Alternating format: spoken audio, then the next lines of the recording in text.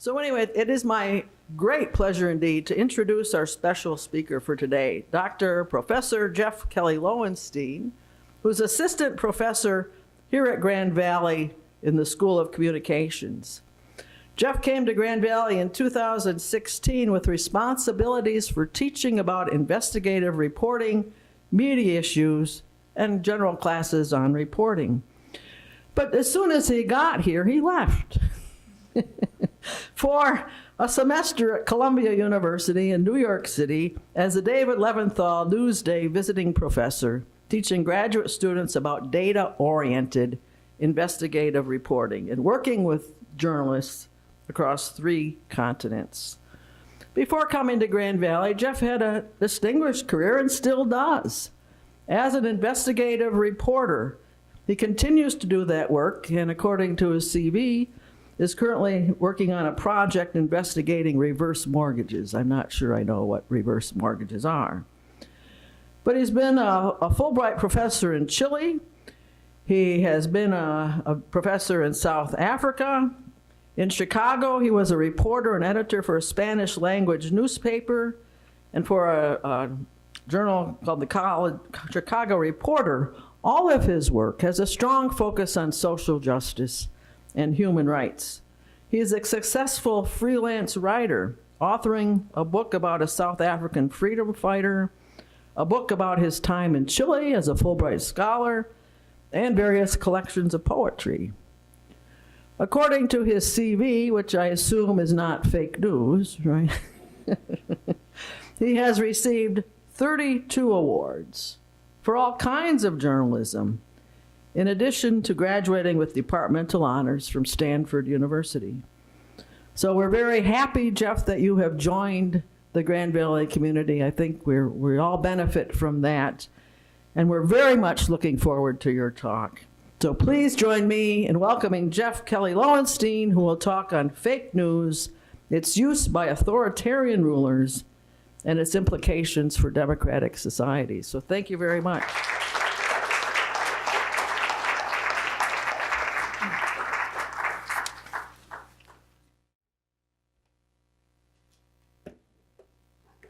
Thank you very much, Ann, for that gracious introduction. I'm really honored to be here. I just wanted to congratulate again our colleagues whose work has been recognized, and I want to say that I am feeling the burr. So I'm really excited to be here. I just wanted to first of all thank Vandana for inviting me. Vandana hired me, so pretty much anything Vandana asks, she gets. I think very highly of Vandana and for confirming the invitation.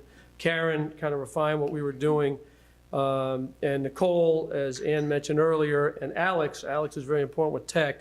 They really are sort of the key people in this endeavor. And then you're all here. So it's always nice to have a meeting, but it's always better when somebody shows up. So can we give us all a round of applause? Thank you very much. So what I wanted to do was just talk a little bit about the history of fake news. Now, I will say I don't have a PhD, so that part wasn't accurate. I am a professor. I don't have a PhD. So just in terms of accuracy. Okay. Fair enough. We do want to have a global look. I think that was a really important point that Ann was making about President Lubbers and the global vision and the internationalization. That's the core of what we do, and Mark and Sharon, who I was talking with, are really engaged in that on a daily basis. I do want to talk a little bit about the change that has happened during the Trump era, and then really the charge, and I really see this as a conversation, is to think about challenges and possibilities and then talk. I mean, we're having a very interesting conversation at lunch with Karen and Roger and Yusuf talking about what does this mean for our disciplines. And I really think this is by no means a journalism-only challenge that we're contending with. So I really see this as a conversation. Okay, now, Guy Campanile, there's a lot of different definitions out here. One thing he talked about, what we are talking about are stories that are fabricated out of thin air. By most measures, deliberately, and any definition, that's a lie. Now that's important, but I think what's really important these days is that the use of the term fake news has really come to evolve into any news that one wants to discredit. And so here there happens to be the Democratic donkey, CNN saying President Trump questioned Putin about Russian hacking during a productive 2-hour meeting. Got to be fake news. And so that term, and we'll talk about how that's used in the United States, but also in other countries, has really become a 2-word code to say, we don't like what this says. Okay, now, it's very important to note that fake news did not start with President Trump, that concept. So it goes back many, many years, many, many centuries. Within the United States, I really liked, Ann, how you kept asking, does anybody remember? So I'll say, does anybody remember 1898? Okay, maybe not. But this is from the Hearst newspapers, basically talking about the sinking of the Maine, rallying imperial sentiment for what became the Spanish-American War. Right here in the sort of that famous quote from Hearst, you furnish the pictures, I'll get you the war. So that's a very strong example here in the United States. Maybe we've got a chance here. Does anybody remember 1938? I don't know. But War of the Worlds with Orson Welles, which is more kind of a deliberate radio spoof and satire, came in, but also had people all in a panic. This was kind of a deliberate effort to deceive the public, but simply that there is a history within the United States. Now, I will say that there has been, I would suggest anyway, that there has been an intensity that has ramped up around the term fake news during the Trump era. Now, one thing that I want to put in the context of President Trump is that he is very skillful at creating names, derisive names, that use a noun and an adjective. Lion Ted. Low energy Jeb. Little Marco. Crooked Hillary. And then now we've got crying Chuck. Now, again, fake news then comes in this context of Trump's efforts to discredit the people who oppose him, okay? Now, this tactic puts people on the defensive. Here is Homer Simpson between the proverbial rock and the hard place. And what is the dilemma that people face? The dilemma is, on the one hand, if you respond, then you're giving it a certain legitimacy. And so we saw this very relatively recently with Senator Warren. Elizabeth Warren, President Trump didn't have a 2-word derisive name, but he called her Pocahontas over and over and over again. And so she said, well, I'll show that I am in fact Native American. She got tested. She did DNA testing, and she said, see, look, I'm part Native American, and this stirred all kinds of problems for her on a number of different levels. Some within the Native community said, this isn't how we define membership. Progressive people said, you're buying into it. But that's on the one hand, if you respond directly. On the other hand, if you don't respond, it just goes uncontested. And so within journalism, this has created a very specific challenge because American journalism in particular, within the past 100 years, has had this idea of objectivity. And so as President Trump has come in and said fake news, fake news, fake news, it's created this dilemma about, as Ann mentioned, I was at Columbia right at the beginning of the Trump presidency. So the first day I was at Columbia, there was a whole day-long seminar about how do we cover the presidency. Do we say lie? Do we say falsehood? Do we say inaccuracy? Do we simply print the truth because we're into being accurate? Now, again, the dilemma that plays out on the journalism side is, on the one hand, if you respond and say, well, that's not true, you're lying, the response is, well, see, I told you they're biased. And then if you don't respond, then that charge gets that charge is then uncontested. So I just wanted to show, because it is part of a larger strategy, I just wanted to show this 2-minute clip from the first news conference that he was then President-elect Trump gave after being elected, because I think it illustrates this larger strategy as well as a specific tactic.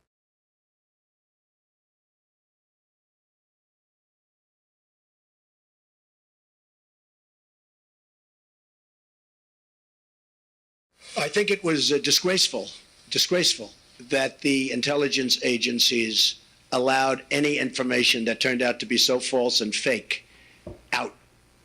I think it's a disgrace. And I say that, and that's something that Nazi Germany would have done and did do. I think it's a disgrace. That information that was false and fake and never happened got released to the public. As far as BuzzFeed, which is a failing pile of garbage, writing it, I think they're going to suffer the consequences. They already are. And as far as CNN going out of their way to build it up, and by the way, we just found out, I was coming down, Michael Cohen. Michael Cohen is a very talented lawyer. He's a good lawyer in my firm. It was just reported that it wasn't this Michael Cohen they were talking about. So all night long, it's Michael Cohen. I said, I want to see your passport. He brings his passport to my office. I say, hey, wait a minute. He didn't leave the country. He wasn't out of the country. They had Michael Cohen of the Trump Organization was in Prague.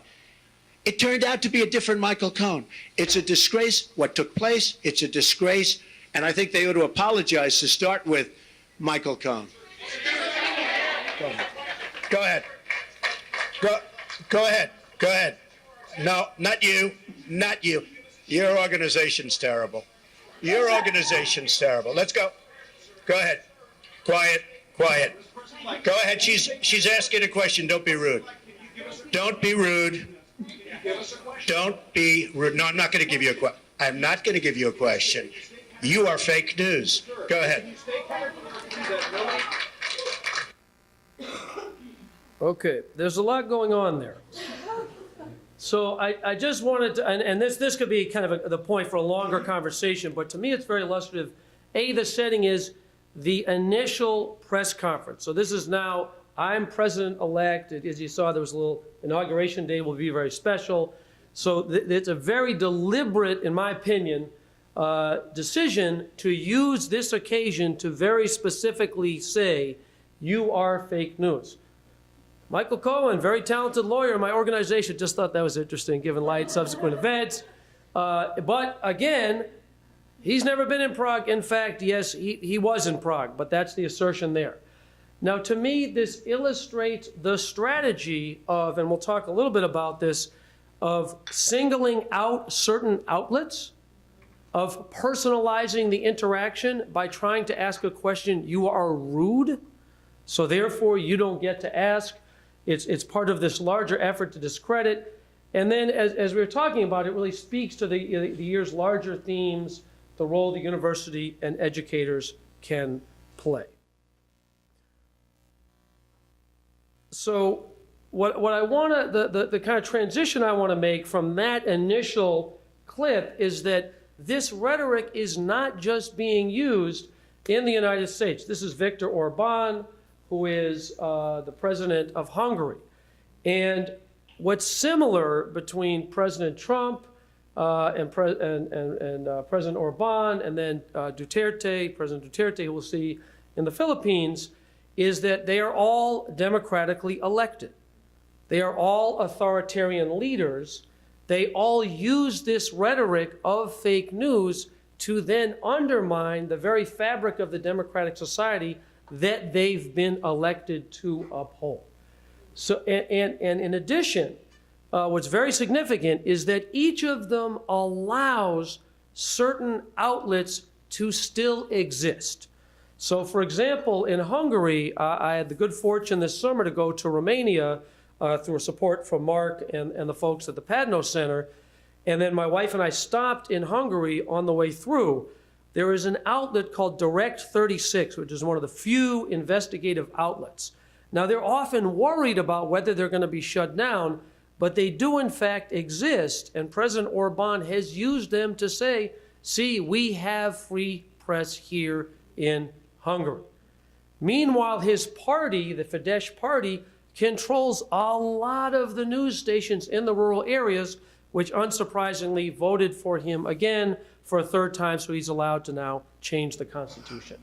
Okay, now again, the situation, I'm not making a direct comparison between the US and Hungary, but in this regard, it's similar. And then President Duterte, who you folks may be familiar with, he got elected on a pledge to carry out a drug war, and his forces have killed thousands of people. And at the same time, there's a very brave publication there called The Rappler, which is a local publication. Now that publication has gotten, people have been doxxed on social media, they're constantly attacked, they're called fake news. Reuters, which is an international news outlet, published this very extensive, searing, haunting series on the drug war and won the Pulitzer Prize. So Duterte says, oh, we've got free press, look at Reuters. Meanwhile, he's doing everything he can to delegitimize what is happening there.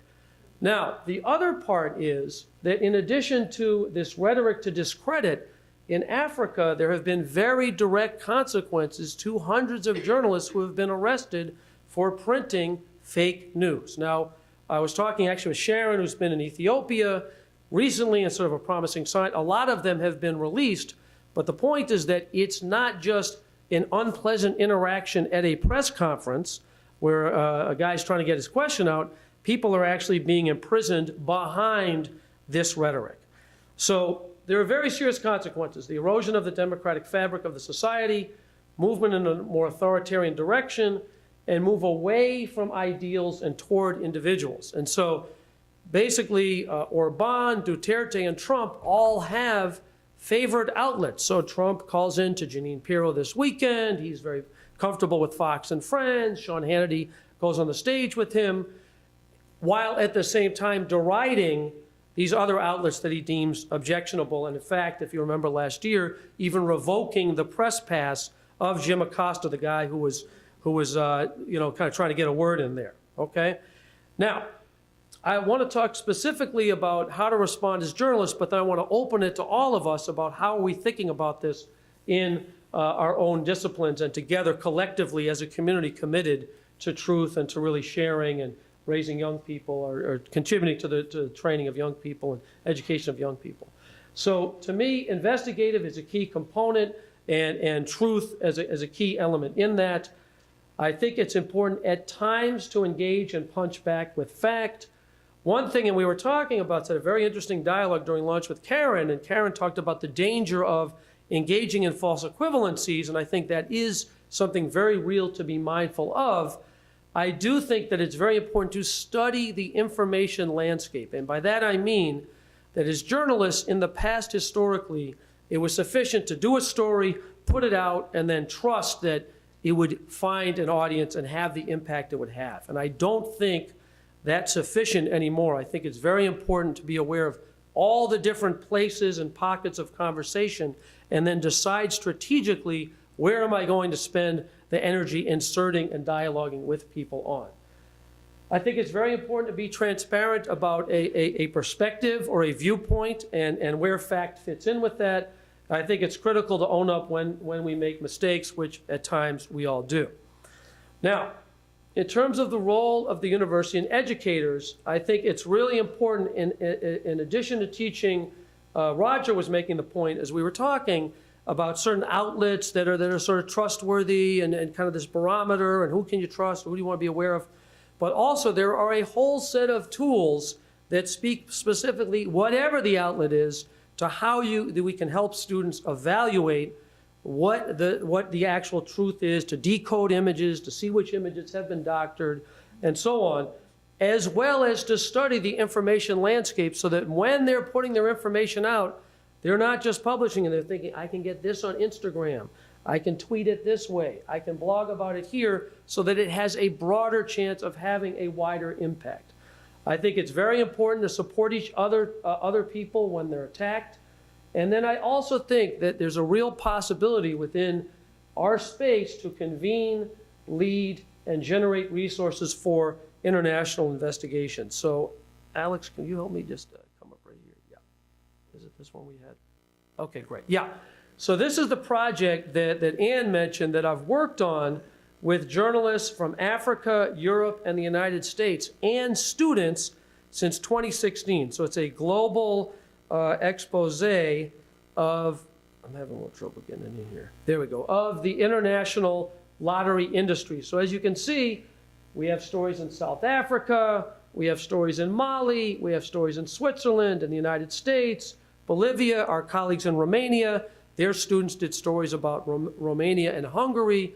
And so to me, what's exciting about this is it creates a community, but it also creates in the students, I think it helps to build a more reflexively international perspective, which is very important, not just for how they see the world, but very specifically for when they're looking for information, they're deciding what to evaluate, they have a wider array of choices to choose from. So this is the project that we've gotten going. It's been very exciting. And what we're doing now is working on a global investigation of the human impact on water. And what we're centering it under is the United Nations in 2010 had a declaration that they declared that access to clean water and sanitation is a universal human right. And in fact, it's essential to the enjoyment of all other rights. So it's really sort of this underpinning human right. And so we're looking at the degree to which this is being carried out or not carrying out, protected or failed all over the world. And so just last week, our students, after we went over how to do research topics, they then did research on Lesotho and South Africa, which have this very interesting treaty, on Kenya, where there's great water scarcity impending within the next decade or so, on Uganda, where there's a community of disabled people from the civil conflict there who do not have access to water, so have to pay people to get them water, and sometimes are unable to do so. And then Ghana, where there's illegal Chinese mining that's happened, the companies have left, and this guy wants to do water testing. Our students then did research, and they'll get the assistance from librarian Kim Ranger this Wednesday to help the journalists, not that they'll know their country better than the journalists, but to help them. Sometimes we have access to more resources and more information through Grand Valley to be able to share that information and then learn from some of the top journalists in Africa. So to me, that's a very exciting possibility. And I just wanted to close because one of the journalists in South Africa, a very strong guy, has been at it many, many years. He actually did not go to college. He went in the mid-'70s. Apartheid was on. He said, I wanted to cover what was going on. Within the South African context, what we did was we scraped, I didn't do this work, but the colleagues did. Here it is. They scraped 17 years worth of data from the National Lottery Commission, from their annual reports, and then built a searchable tool so that anybody in the country could find out who the recipients of the lottery were. They then got funding to train community journalists to use the tool so that these journalists would then be able to give their readers information about what was happening that they wouldn't have otherwise had, that also shed light on the workings of the larger system. So Ray contacted me via WhatsApp in December, and he was doing a very interesting look at this because the longer he got going into it, the more leaks started coming to him about how rotten that system was. And he said that the lottery had lodged a complaint with the press council about a story he had written. They claimed the story was fabricated, that I paid for sources, and they actually said that their computers had been hacked and that the data that we were using was inaccurate when it was their data from their website. Okay, now, what was heartening about this was, now Ray is a very, as I said, very veteran guy. He's a freelancer. The guy he was working with, who he's known for many years, owns a small community paper. The resources that the lottery potentially had to bring to bear on them was far greater than what they had at their disposal. Now, fortunately, he said, Roundup is giving, that's the name of the publication, is as a lawyer for them. The South African National Editors Forum issued a statement denouncing what had happened. He said, Roundup wants as many lottery stories as we can get. Far from intimidating us, they've hardened our resolve to keep going. Now, that to me is very admirable spirit, and I think it also raises the question of us together. What do we do to be supportive, not just within our own community and some of the press challenges we face here, but in meaningful and respectful solidarity with the folks that we're working with all over the world? So that's it for me for the moment. I just wanted to stop. Thank you very much for your time. And then if we have time for questions and dialogue, I'd love to engage in that. I've also left my contact information if people want to be in touch. Thank you very much.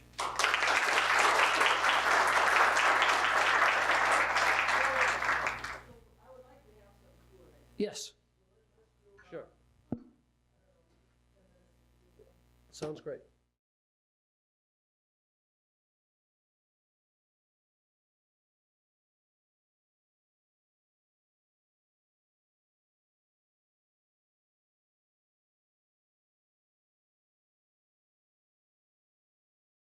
Lunch might have settled in a little bit. So how do you go about recognizing fake news from actual news? Yeah, no, it's very difficult. It can be very difficult, but I think it's a combination of, like what Roger was saying, having a set of sources that you check regularly. It's being able to check multiple sources. And also, as I said, there are a series of tools. So this gentleman, Ray Joseph, who I just mentioned, does all kinds of training. And in fact, he just did several weeks of training in Nigeria and Ethiopia about a set of tools that you can use to determine both the accuracy of a specific article, of information, and then the accuracy of images. And then even beyond that, I think it's speaking to that whole developing that critical sensibility so that when you're reading information, you're constantly questioning, wait, where is this coming from? Let me back this up just a minute. Let me slow down and back this up just a minute. But it's a very real challenge at this moment. I don't want to speak for the students, but I know at times I feel my own attention span over time with technology has diminished. And I know often with students, they just are kind of, on the phone, and many of us are. So I think it's really sort of cultivating not only the capacity and teaching them about the skills, but really trying to build a reflective sensibility to which you bring to bear critical questions about veracity, sourcing, where does this information come from, and taking the time to back things out as needed. It's a discipline, and it's hard work, but I think it's necessary. Yes, Rich.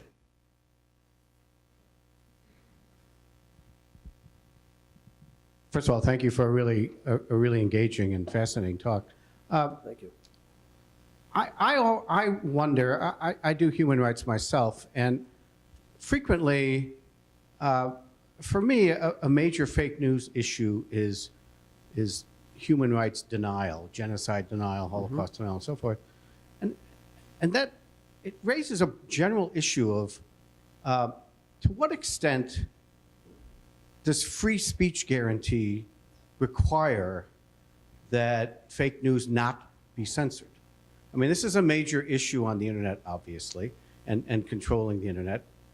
I personally don't consider speeches that deny genocide to be protected speech.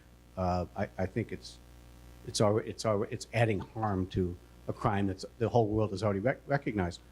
But in some ways, that's sort of an easy case. I mean, there's a general issue here of censorship versus free speech, and I don't know, other than developing a good critical capacity to be able to recognize the difference between real news and fake news, what's the role of watchdog groups or the government in restricting it?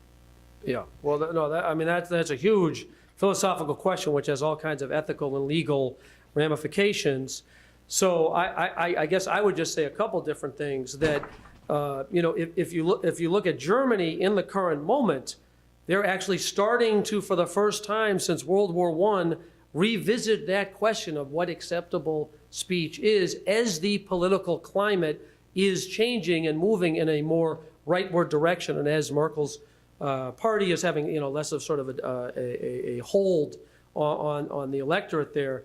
So that raises all kinds of questions because if you look at the First Amendment, it says Congress shall make no law, but then on the other hand, obviously there are all kinds of limitations on free speech. So, and then more broadly, when you kind of deem certain speech unacceptable, what message are you sending, and are you being consistent about it, and all that. So there's a whole host of issues that go with that, and I think very specifically around the issue of human rights denial, they become particularly difficult.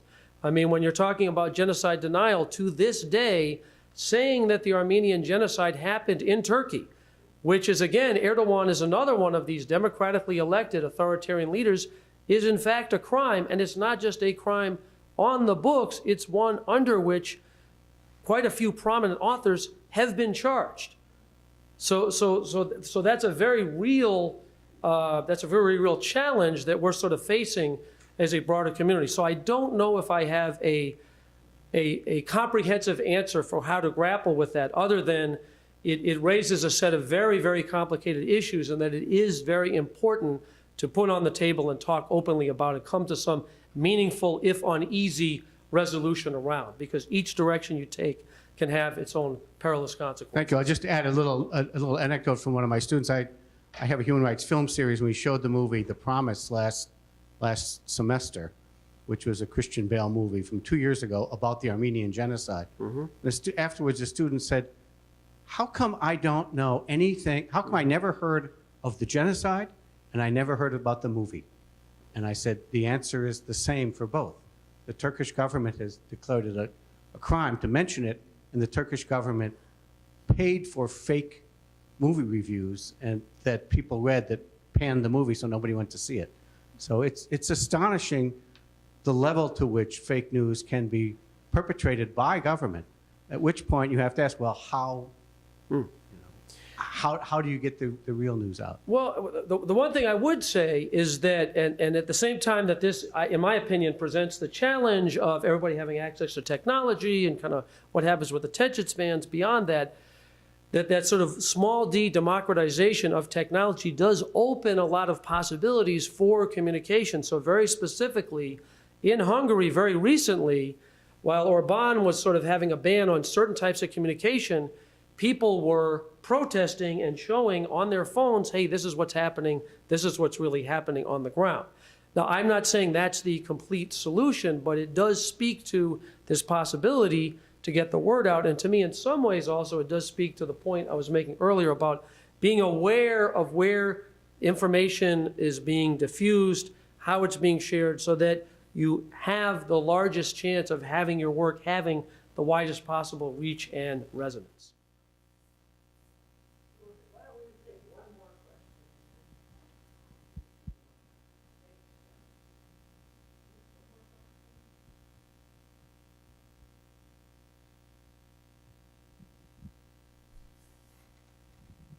I would like to ask about the use of fake news by politicians. Do you think that this is something limited to Trump or to the Trump administration, or do you think that the damage has been done and this is something we'll have to live with when Trump leaves office? Well, no, it's a very important question, so thank you. I would say damage has been done. I would say it's not limited to President Trump, both within the United States and externally, but I would also say that it's possible to not so much undo that damage, but to fight against that and to create different possibilities. And then, in fact, I would suggest that we at the university are in a specifically privileged position to be able to have some influence on that, both through our education of our students, but also through a very active public engagement around these issues, both on the level of putting out true information, but also in the kind of conversation we're having right here that then we can take publicly and say, hey, this is, as Ann was saying in that final quote from President Lubbers, this is very high stakes. The real core of a democratic society, both within the United States and globally, depends on access to depends on access to accurate information. And so when that systemic effort to discredit that is in place and has had effect, that it's really incumbent upon us to take it seriously, to respond in thoughtful ways, to unite together at this, and to know that it is possible to make an impact, but it will not happen inevitably. We have to do that work, and we have to do that work with other people who are committed to the same kind of vision and accuracy and truth-grounded reality from which then people evaluate and make their own democratic choices. So those are my thoughts on that, and thank you very much for the question. Thank you very much.